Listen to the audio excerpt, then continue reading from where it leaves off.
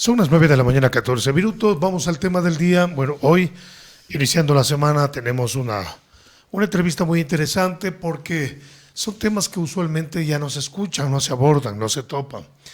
Nos acompaña el padre Baldomero Fernández, el sacerdote, a petición del público, porque a raíz de la entrevista anterior sobre el exorcismo, hubieron numerosas llamadas para que lo volvamos a tener acá. Hoy no vamos a hablar del exorcismo, pero sí vamos a hablar del poder de la oración, porque creemos que es importante abordar esta temática en un mundo cada vez más escéptico, plagado de información confusa, que muchas veces termina también confundiendo a la persona y restándole atención e importancia a esto de la oración. Mucha gente ya no le interesa, no habla, no quiere saber siquiera. Por eso es bueno que quien sabe del tema pueda contagiarnos de ese conocimiento que nos anime a perseverar en oración. Así que, Padre Baldomero, gracias por acompañarnos y empecemos con el tema de hoy. ¿Es importante la oración? ¿Qué tan poderosa es en estos tiempos actuales? Bueno, la primera pregunta, ¿es importante la oración? A mí siempre me gusta decir, el cristiano que no ora ni ayuna, el demonio se lo desayuna. Esa es una de... Buen mensaje. El cristiano que no ora ni ayuna, el demonio se lo desayuna, ¿ya? Eso es. Y entonces es importante mantenernos fuertes en oración. Claro. A ver, ¿qué es la oración? La oración es una conversación de amistad con aquel que sabemos que nos ama. Como diría Santa Teresita del Niño Jesús, es un tiempo a solas con el que nos ama y nos escucha. Después, si miramos un poco la parte del catecismo de la Iglesia, en el número 534, nos habla de lo que es la oración. El catecismo, recordemos, se divide en 4 partes. Está la primera parte, que está relacionado con todo lo de la fe, la segunda parte con los sacramentos y la liturgia, la tercera parte con la moral, y la cuarta parte, que sería el compendio, está relacionado con lo que es la oración. Entonces, en el número 534 nos dice que la oración es la elevación del alma a Dios, o la petición al Señor de bienes conforme a su voluntad. La oración siempre es un don de Dios que sale al encuentro del hombre. Entonces, ¿esto cómo lo podemos resumir? Pues la elevación del alma. Nosotros cuando oramos, el primer gesto que hacemos, ¿cuál es? Cerrar los ojos. ¿Por qué? Porque es la forma que tenemos de desconectar de lo material a lo espiritual. Ahí es la conversación del alma. Después está la oración, la oración de peticiones de bienes conforme a su voluntad. Muchas veces nosotros le pedimos al Señor, Señor, necesito esto, quiero lo otro, pero realmente no es. Eso es lo que nosotros pensamos que necesitamos, pero no es lo que nos conviene. Por lo tanto, a veces el Señor no nos concede lo que le pedimos, sino lo que necesitamos. Y ahí se quebranta la fe, se puede decir, porque y ahí es donde muchas veces... La gente espera y no recibe y entonces se decepciona. Claro, pero es que recordemos que Dios es infinitamente más sabio que nosotros, claro, y Él sabe lo que necesitamos. No lo que sabe lo que necesitamos y lo que nos conviene. Y como Padre que es, nos dará siempre lo que nos conviene. Es lo mismo que el hijo que le pide a la mamá un helado a la 1 de la tarde. Pues no, la mamá le va a decir no. ¿Por qué? Porque entonces no me come el plato de comida. Claro. ¿Qué es más importante? ¿Que comas la comida o que te tomes el capricho del helado? Entonces la oración es eso, es el encuentro del alma, de la sed del alma con aquel que es la fuente de vida. ¿Y en qué radica su poder? Hoy los científicos dicen que la oración es energía concentrada, tan potente que rebasa todo obstáculo y puede llegar a dimensiones superiores. ¿En efecto es así como funciona? Bueno, la oración más que nada es la autoridad no es la fuerza de Dios en el hombre, pero a Dios nunca se le puede ir con una actitud de soberbia. Nosotros tenemos que pensar siempre que nosotros somos, como dijo San Agustín, los mendigos de Dios.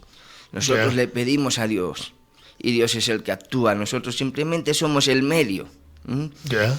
Entonces, teniendo eso presente, la oración siempre va a tener poder, ya lo dice la Biblia. La oración del justo puede mucho.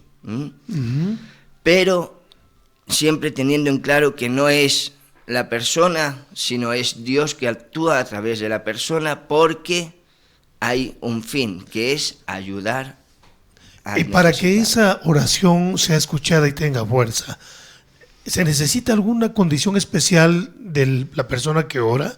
¿Algún requisito? ¿Alguna forma especial de orar? La mejor oración va acompañada siempre del ayuno. Como dije antes, el cristiano que no ora ni ayuna, el demonio se lo desayuna. ¿Cómo es la forma correcta de ayunar? Ayunar, se pueden ayunar de muchas maneras, ¿no? Normalmente se ayuna de comida. Yo, por ejemplo, cuando una vez en semana, siempre hago un día de ayuno, sea lunes, sea jueves, pero siempre un día lo hago de ayuno. Solamente lo paso a pan y agua. ¿De qué hora a qué hora? Desde por la mañana a la hora que me levante hasta que me acueste. Todo el día, pan y agua.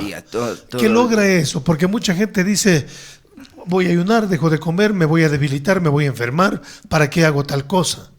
No, cuando el ayuno se entrega a Dios, es algo que se le ofrece a Dios, el cuerpo no lo siente. Porque Dios no permite que su hijo se dañe por darle un gusto a él, ¿no? Por decirlo de alguna manera. Entonces el cuerpo no lo siente así de esa manera. Ahora, cuando nosotros hacemos ayunos por guardar el tipo, por guardar la línea, eso ya es diferente. Eso es vanidad ya. Claro. Ahí sí es se enferma, vanidad. claro. Ahí se enferma. Claro. ¿Por qué? Porque hay una soberbia, hay un pecado. Y la paga del pecado es la muerte. Pero hay personas ya de avanzada edad que ayunan, pero que ya es contraproducente para su salud. ¿En ellos es recomendable ayunar? Sí, pero ya no de alimentos, sino se puede ayunar de muchas cosas. Por ejemplo. ¿Qué es el ayuno? El ayuno es quitarse un placer para ofrecérselo a Dios. Por ejemplo, si a mí me gusta ver la tele 4 horas, pues bueno, me voy a la oración y Señor, te ofrezco 2 horas de televisión. Ya. Entonces, ahí estamos ayunando. Les gusta comer bastante. Cuando les gusta comer bastante, Gula. pues ahí está. Entonces, Señor, en vez de comerme 3 platos, pues me como 1. En vez de 3 panes, un pan. Un pan. Ya. En vez de 8 cafés, pues 2 cafés. ¿Otro tipo de ayuno?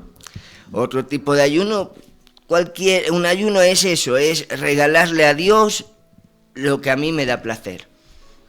Muy bien.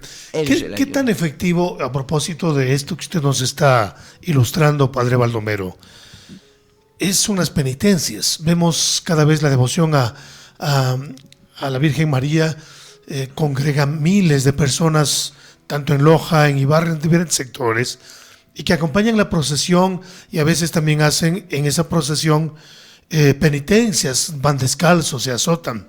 Mucha gente ridiculiza esto, dice que es una ignorancia. ¿Usted nos puede ilustrar, sirve, no sirve, está bien o es una exageración? Verá, la Biblia dice, por boca, dice que misericordia quiero y no sacrificios. Entonces, está bien, está mal, cada cual lo hace a la conciencia, ¿no? Según su fe. Todo lo que se le haga para Dios siempre va a ser bendecido. Recordemos que Dios siempre paga el 30, el 60 y al 100 por 1. Pero yo pienso que es más, necesitamos más lo que es promover la caridad más que La penitencia. la penitencia. ¿Por qué? Porque la penitencia es un arrepentimiento, un darse cuenta. Tomar conciencia. Claro, tomar conciencia de que algo nos ha hecho bien. Por eso cuando vamos a la confesión, después de decir los pecados, nos da la solución y el Padre nos pone una penitencia. Reza un rosario. ¿Por qué? Porque según sea la gravedad del pecado, hay que tener la conciencia para enmendar, para no volver, para que duela. Ya. Recordemos que la confesión tiene 5 pasos. examen de conciencia, Propósito de enmienda, confesión de labios, ya se me fue. Arrepentimiento. Muy bien. Pero entonces, más que estarse azotando, caminar descalzos es la caridad. ¿En qué consiste el acto de caridad? Pues el acto de caridad es hacer el bien con el prójimo. Por ejemplo, si veo por la calle a un mendigo, pues se le compra un plato de comida. Si a un niño no tiene para los estudios, pues se le da un libro o lo que se pueda. Eso es la caridad. Es el fomentar la fraternidad dentro del amor. Usted mencionaba hace un momento que la confesión es importante, pero en los últimos tiempos, por desinformación o exceso de la misma, la gente se burla, ya no cree. Lo usual que se escucha cuando uno le dice, está de que te confieses, ¿por qué me voy a confesar ante una persona que es más pecadora que mí? Eso no tiene sentido. ¿Cuál es el valor de la confesión, un poco para clarificar esta manera de pensar? Pues, bien, buena pregunta. Verá, confesarse con un hombre que es tan pecador como yo, sí, claro que sí, eso es lo más normal del mundo, todos somos hombres. Pero así Dios lo ha establecido. Cuando Jesús le dio poder a los discípulos de atar y desatar en el cielo y en la tierra, ahí estaba hablando de eso. El pecado que perdonéis será perdonado y el que no, no será perdonado. Entonces así Dios lo estableció, y si Dios lo estableció así, pues así es. ¿Y cuál es el mérito que uno logra? ¿Qué logra el penitente cuando se confiesa ante un sacerdote? Limpiar su alma. Recordemos que cuando nosotros vamos a confesarnos estamos entrando en el tema de los sacramentos. ¿Ya? Cuando uno se va a confesar no va al padre a decirle, padrecito, no, está hablando directamente con Jesús. Cuando nosotros nos confesamos vemos que el padre se pone una bufanda. Sí. A eso se le llama estola, que es lo que al sacerdote le da la autoridad de actuar en persona de Cristo, in persona Christi. Entonces, cuando yo me voy a confesar, le estoy hablando directamente a Dios, a Jesús, y Él es el que me aconseja y el que me direcciona. ¿Por qué? Porque si yo le hablo a una montaña, ¿qué consuelo me va a dar? Claro. Ninguno, porque no me habla, no me entiende. Si yo le hablo a una pared, no. Entonces, para eso Dios se hizo hombre, la encarnación, para poder acompañar, aconsejar y guiar al ser humano, de tú a tú. Esa es la grandeza del confesionario, de poderle decir a Jesús, Señor, he pecado, perdóname de este pecado. Ahora Jesús me responde, yo te perdono. Y no solamente te perdono, sino que te aconsejo, sigo estando al lado tuyo. Mucha gente dice, yo en vez de confesarme con un sacerdote, me confieso directo ante Dios. ¿Ese razonamiento es válido? No. ¿Por qué? No es válido. Porque así como que el único mediador entre Dios y los hombres, ¿quién es? Jesucristo. Ya. Por lo tanto, necesitamos de llegar a Jesucristo. Jesucristo es Dios, pero es hombre. Me entiende, me comprende y me avala ante el Padre. Y hay como que leíamos ayer en la segunda lectura de la misa de la Natividad de María, a los que llamó justificó, a los que justificó santificó y a los que santificó glorificó. Clarito está ahí. Oiga, estamos hablando del poder de la oración con el padre Baldomero. Ahora, se burla la gente cuando el padre le dice, vas a rezar 3 Ave Marías, 3 Padre Nuestros como penitencia. Entonces la gente dice, me mandan una cosa tan insignificante, ¿quién me va a perdonar eso? Entonces, ¿qué poder tiene el Ave María? ¿Qué poder tiene el Padre Nuestro? El Padre Nuestro es la oración por excelencia, ¿no? Ya Jesús es la forma que le dijeron a los discípulos a Jesús, Señor, enséñanos a orar, y Jesús les dijo, cuando oren de esta manera, ¿no? Pero sí tendríamos que sí tiene el poder, tiene todo el poder, porque llamamos a Dios Padre, le damos gracias, le pedimos perdón, etcétera, ¿no? Lo que es las características de la oración. Y el Ave María, pues estamos ensalzando a aquella que nos lleva a Jesús, a hacer lo que Él os diga. Y le pregunto esto porque rezado profundamente, meditado el rosario, que es suma de Padre Nuestros y Ave Marías, se siente un poder. ¿Cuál es el poder del rosario? La presencia de Jesús y de María. Ese momento. Con la comunión de todos los santos. Porque después vamos, cuando terminamos el rosario, vienen las letanías. Claro que sí. Invocamos a los santos. Entonces ahí estamos, es la comunión que hacemos, como decíamos antes, es la elevación del alma a lo celestial. Ya, porque el rosario es la oración típica que se reza cuando se está realizando el velatorio de un difunto. ¿Por qué? Porque es la intercesión, es la oración de intercesión. María en todas sus apariciones siempre nos ha llevado a rezar el rosario. Son 5 misterios, las 5 llagas de Cristo. Entonces, ahí estamos intercediendo. ¿Quién es María? La intercesora por excelencia. Cuando en las bodas de Caná se termina el vino, ella logra que Jesús multiplique. Es María quien va a Jesús y por medio de ella Jesús hace el milagro. Entonces, cuando nosotros pedimos por un difunto es la oración de intercesión. Ya. Pero no solamente está en el rosario, sino en la misa. En la misa también nos acordamos de los difuntos. ¿Por qué es buena la misa al difunto? Porque mucha gente dice que eso no sirve, que es un engaño. Porque el sacramento es presencia real de Dios. Estamos pidiendo en la misa. ¿Cómo empezamos? Mira, en el Catecismo número 550 dice: las formas esenciales de la oración son la bendición, la adoración, la oración de petición y la intercesión, la oración de acción de gracias y la oración de alabanza. Todo eso es lo que encontramos en la Santa Eucaristía, en la misa.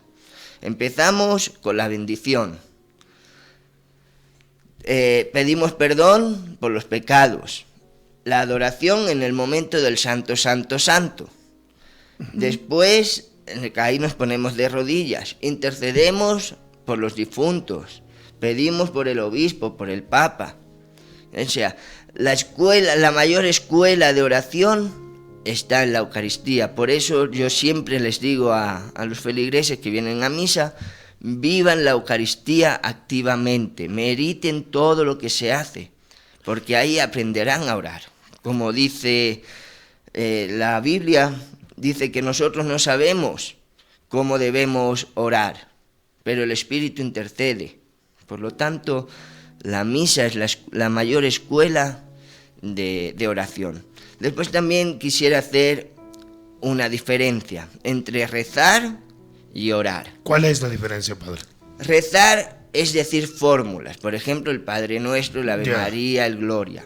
Y la oración es lo que sale del corazón, espontáneamente. Eso lo vemos en la Biblia. Cuando Jesús nos manda a nuestro cuarto, nos dice: y cerrada la puerta, orad a vuestro Padre que está en lo secreto, y vuestro Padre que está en lo secreto os compensará en público. Ahí es la oración, lo que sale espontáneamente del corazón. Y después, el rezar es cuando se hace en comunidad. ¿Por qué? Porque nosotros tenemos un Dios de orden. Si vamos al Génesis, vemos que al principio estaba la tierra desordenada y el Espíritu no se posaba, revoloteaba sobre las aguas. ¿Por qué? Porque había un desorden. Por lo tanto, tenemos un Dios de orden. Si todo está claro, como usted bien lo ha explicado, ¿por qué hay gente que se cambia de religión? ¿Esto implica desconocimiento, ignorancia, incredulidad? Ignorancia de la fe. Es lo mismo muchas veces, como decía ayer yo a la gente, ¿no? En la homilía les decía: nosotros veneramos a los santos, veneramos a María, pero no la adoramos. ¿Cuántas veces no he ido yo a las iglesias y me encuentro a la gente de rodillas ante los santos?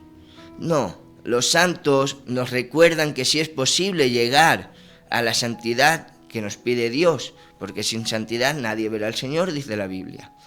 Pero realmente ante quien nos tenemos que arrodillar es ante Jesús. Pasamos por delante del sagrario, ni le hacemos una venia, ni nos arrodillamos, ni nada. Pero en cambio vemos a San Antonio, ahí sí nos arrodillamos, le ponemos la velita. Desconocimiento. Entonces no conocemos nuestra fe. Y a eso lo aprovechan los hermanos separados para decirnos: es que son idólatras. Ya, tenemos una llamada. Buenos días, ¿cuál es la pregunta? Doctor, muy buenos días. Farinando le saluda. ¿Cuál es la pregunta? Que me dé las bendiciones, padrecito. La pregunta mía es para el padrecito, cuando uno va a misa, ¿no? Según algún padre por ahí me indicaba, de que puedo ir primero a comulgar, a recibir la Eucaristía y después confesarme. Esa es una de las preguntas. Otra sería también llegar atrasado a misa, ya justo para recibir la Eucaristía, la hostia, digamos, y ahí ir directamente a comulgar. ¿Eso es factible o no? Eso era mi pregunta, doctor. A ver, dice si hay cómo comulgar y después confesarse, y la otra parte no la escuché bien. Yo tampoco, disculpe. Pero bueno, la A primera ver, sí. la primera pregunta, ¿se puede comulgar y después confesar? No. Primero hay que confesarse y después comulgar, ¿eh? Siempre y cuando, a ver, ¿cuándo podríamos comulgar antes de confesarnos? Cuando el pecado es venial. ¿Por qué? Porque en la misa, en la primera parte de la misa, cuando pedimos perdón, el sacerdote nos da la absolución. Entonces ahí nos borra los pecados veniales. Pero si ya es un pecado grave o pecado mortal, primero hay que confesarse y después comulgar. Le voy a hacer una pregunta que la hacen muchos, pero yo lo voy a hacer porque me interesa que esto se clarifique y se razone. ¿Por qué tenemos que creer todo lo que nos dice la religión católica y no creer, por ejemplo, en otras religiones incluso más antiguas que están en otras partes del mundo? ¿Cómo saber cuál es la religión precisa? ¿En qué mismo debemos creer? Tenemos que creer primeramente en la palabra de Dios. Después de la palabra de Dios tenemos que ver lo que es la experiencia, que es lo que se llama la tradición y magisterio de la Iglesia. Por lo tanto, todo aquello que me lleve a Jesús y lo haga parte de mí, me lo haga palpable, ahí vemos la verdad. La verdad absoluta nadie la tiene, nadie. ¿Por qué? Porque solamente Jesús, solamente Dios es el camino y la verdad y la vida. ¿Qué dirán los hindúes, los japoneses, otros que tienen otros profetas que dicen que son similares a Jesús en poder y demás? ¿Ellos son detractores del catolicismo o tienen parte de la verdad? No, verá, hay algo que tenemos que diferenciar y es la filosofía. El hinduismo es una filosofía, un estilo de vida, una manera de pensar para vivir. En cambio, Jesús, la religión viene de religare, es envolverse, Dios con el hombre con Dios. Para eso existe la teología y la filosofía, es decir, nosotros pensamos que es la filosofía, ¿no? La filosofía son las ideologías, pero el pensamiento sin una base sólida, sin una teología, que es lo que le da soporte a esa idea, pues no es nada, no tiene peso. Pero la ideología con el soporte de la fe, que es la teología, teo viene de la ciencia de Dios, ahí hay una base, una roca. Construimos nuestra casa sobre la roca firme y no sobre arenas. Mucha gente, como alguien que nos escribe, dice: lo importante es que yo esté bien con el Señor y nada más. ¿Es así tan simple? Eso es egoísmo. ¿Por qué? Eso es egoísmo. Mientras yo esté bien, el hermano que se condene, pues no. La voluntad de Dios es que todos lleguen al conocimiento de la verdad y se salven. Mientras yo esté bien con Dios, el resto no importa, pues no, eso no es. ¿Dónde está la caridad? Otra pregunta que se hace la gente, o el profano a veces lo dice en altavoz: ¿dónde está Dios? Nadie lo ha visto. Y si Dios existe, ¿por qué permite tanta maldad? ¿Cómo entendemos esa realidad? Bueno, ¿dónde está Dios? Pues en cada uno de nosotros. Nosotros fuimos creados a imagen y semejanza de Dios. ¿Quieres ver a Dios? Mírate al espejo. Ahí verás a Dios, en el fondo de tu corazón. Y si Dios existe, ¿por qué permite tanta maldad? Porque nos ama. Recordemos que el mayor acto de amor es dejar libre a la persona. Dios nos ha dado toda la sabiduría y todas las cosas para hacer el bien. Pero, por ejemplo, si yo cojo este folio y se lo doy a usted con la mano, ¿el folio es bueno o es malo? Nada, solo es un acto que me entrega. Es bueno. Pero si yo cojo el folio, lo arrugo y se lo tiro de mala manera... Eso es malo. Eso es malo. El folio es el mismo, pero la intención con la que yo haga las cosas, entonces el mal, ¿dónde está? ¿En mí o en Dios? Hay otros que dicen, pero yo no pedí nacer, ¿por qué me tienen que juzgar? Yo no pedí nacer, Dios permitió que nazca, por lo tanto no tengo culpa de mis actos. Claro que... Eso dicen, ¿no? Yo no pedí nacer, pero Dios te dio la vida. Ajá. Ya eres bendecido con eso. ¿Por qué te tienen que juzgar? Porque así es. Todos somos eternos. Recordemos que Dios es trino. Y nosotros a imagen de Dios somos trinos, cuerpo, alma y espíritu. El espíritu vuelve a Dios, eso no peca. El cuerpo queda en la tierra, eres polvo, del polvo sales y al polvo volverás. Y el alma es lo que está en juego, que es la eternidad del hombre. En todo esto se pone de manifiesto la obediencia a Dios, que no hemos tomado conciencia en esa obediencia. Claro. Y en eso también un tema que está de actualidad, que es la eutanasia. ¿Qué piensa, Padre Baldomero? ¿El hombre tiene derecho, cuando está sufriendo en el lecho del dolor, con enfermedades incurables, a pedir que lo desconecten, que acaben con su vida? ¿O hay que resignarse hasta que Dios lo lleve, como dice la gente? No matarás. La vida es la esencia de Dios en el hombre, no matarás. Imagínense, Jesús sabía por todo lo que iba a pasar. Dicen los científicos que no quedó ni 1 milímetro de su cuerpo sin ser lastimado. Jesús podría haber haberse ahorrado pedirle ese eutanasia dolor. al Padre. Claro. ¿Podría haberse ahorrado ese dolor? Sí, lo podía haber hecho. Pero no lo hizo. ¿Por qué? Porque Obediencia. sin sacrificio no hay beneficio. Y la obediencia. Y la obediencia al Padre. Pero sin sacrificio no hay beneficio. Es decir, si Dios me manda una enfermedad, para purificarme es. Porque recordemos que hay muchos pecados que no los confesamos, nos olvidamos, porque no los consideramos pecado o por lo que sea. Entonces Dios, para purificarnos, en su infinita misericordia, nos da la oportunidad de sufrir con Él. Quienes dicen, yo no creo en nada de estas cosas, a mí no me interesa, ¿serán juzgados igual? Igual serán, más porque todos los pecados serán perdonados, menos la blasfemia contra el Espíritu Santo. Cuando yo digo no creo, yo estoy renunciando a algo que sé que existe. Porque para no creer en algo, primero, se necesita conocer. Yo no puedo decir no creo en Dios si no lo conozco. Uh-huh. Por lo tanto... Tenemos una pregunta, me guardo el nombre por obvias razones. Dice, buenos días. ¿Qué pasa o qué hacen cuando una persona que violó a alguien va y se confiesa? ¿Con ello estaría perdonado? Sí, claro que sí. Dios perdona siempre. Y nosotros tenemos que perdonar siempre, hasta 70 veces 7, ¿no? Incluso que haya violado. Aunque haya violado. Dios, hay que diferenciar una cosa. Del perdón se da siempre. Pero la justicia de Dios también siempre se da. Por eso el odiar es una tontería.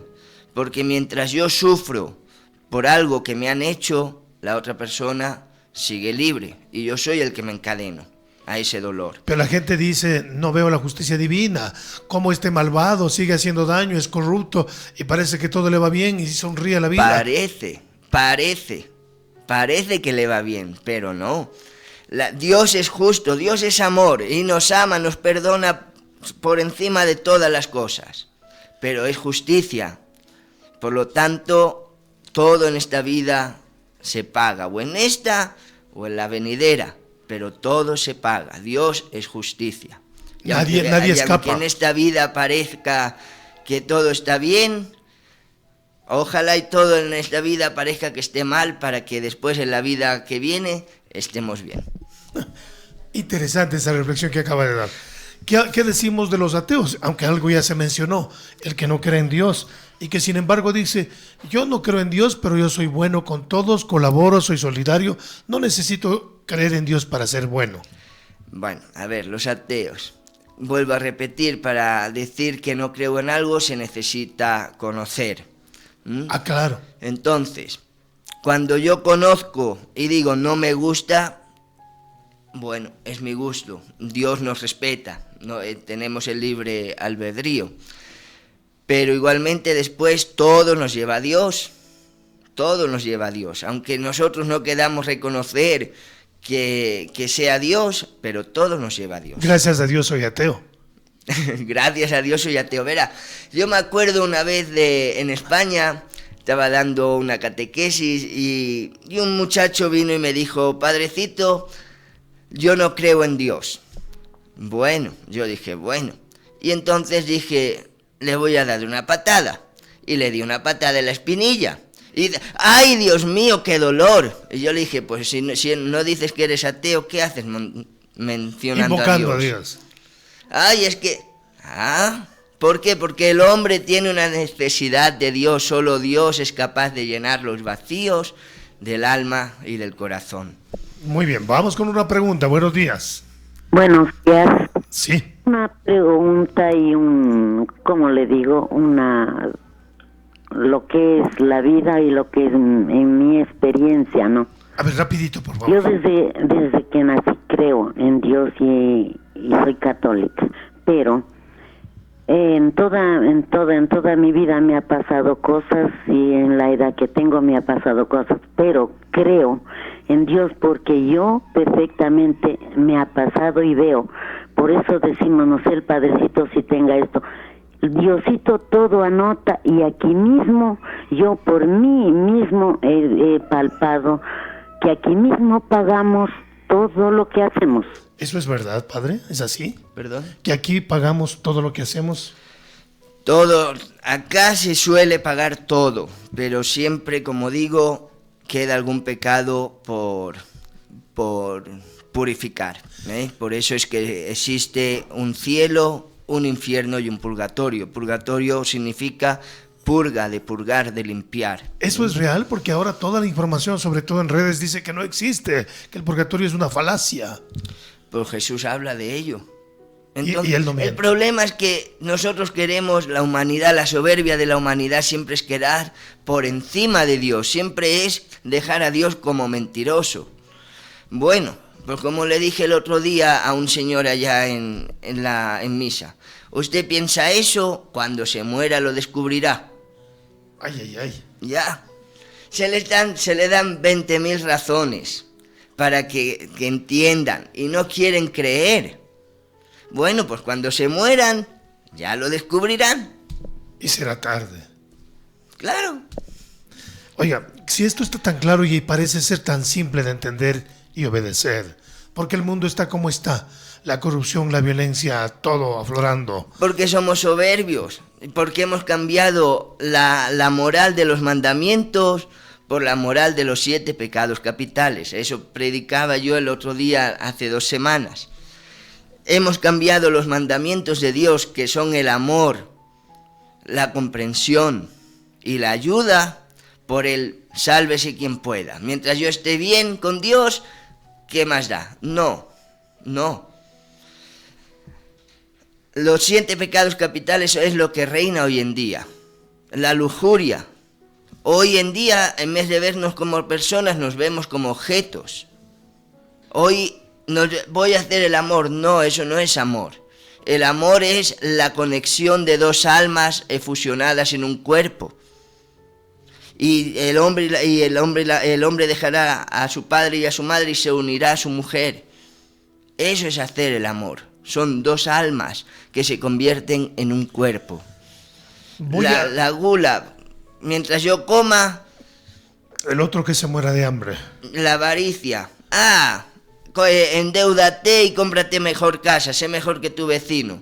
¿Qué ganas con eso? Una última pregunta porque el tiempo se nos fue volando, padre Baldomero. ¿Qué valor tienen los santos óleos cuando un moribundo está por expirar y no se ha confesado, no ha vivido en gracia, era un ser malvado? ¿Funcionan los santos óleos? Sí, funcionan. El problema también es que este sacramento está muy mal entendido. Pensamos que ese sacramento se pide nomás cuando ya se va a morir uno. Y no. Si vamos a la Biblia, el rey David fue ungido, Jesús fue ungido. Entonces la unción es el Espíritu Santo en nosotros. Por lo tanto, no solamente hay que ungirnos cuando nos vamos a morir, sino cuando estamos enfermos. Yo por eso los jueves y los domingos en todas las misas de sanación que hago, que es a las 4:30 de la tarde, los domingos y a las 6:30 de la tarde los jueves, siempre hago la unción con el aceite de la sanación. ¿Por qué? Porque es para que nos dé fuerza para salir adelante, y si no es así, para que nos dé fuerza para aceptar la voluntad de Dios.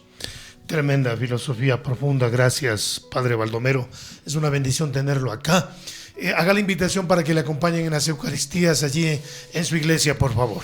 Bueno, les invito a todos a que vengan al santuario del Divino Niño Jesús, Yo Reinaré, situado en la Esperanza, el Pedregal, Rumipamba.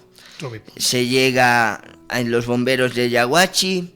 Y el camino hacia arriba. Hay una carretera empedrada que pone carretera hacia Cubilche. Pues ahí suben unos 200 metros, encontrarán una casa blanca con una Virgen de Guadalupe. Ahí es. Y para aquellas personas que quieran contactar conmigo, mi número de teléfono es el 0988229437. También les recuerdo que los martes y los viernes de 8 de la mañana a 6 de la tarde tenemos las sanaciones particulares, exorcismos y guía espiritual. Quiero recomendar que vayan por auxilio espiritual con el Padre Baldomero.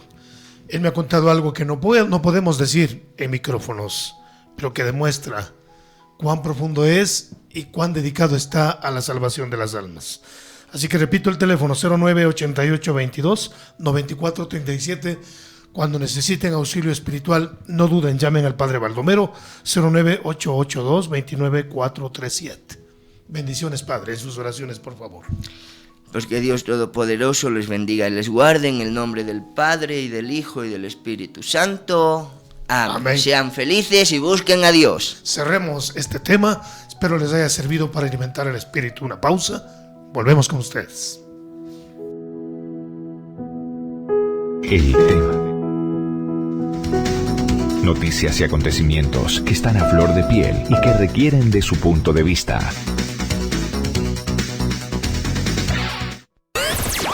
Inicio del espacio publicitario. Viaje seguro hacia cualquier destino desde el terminal terrestre de Ibarra. Contamos con guardianía privada y para cuidar su salud continuamos con medidas de bioseguridad. Nos esforzamos para brindarle comodidad y turnos de transporte a toda hora.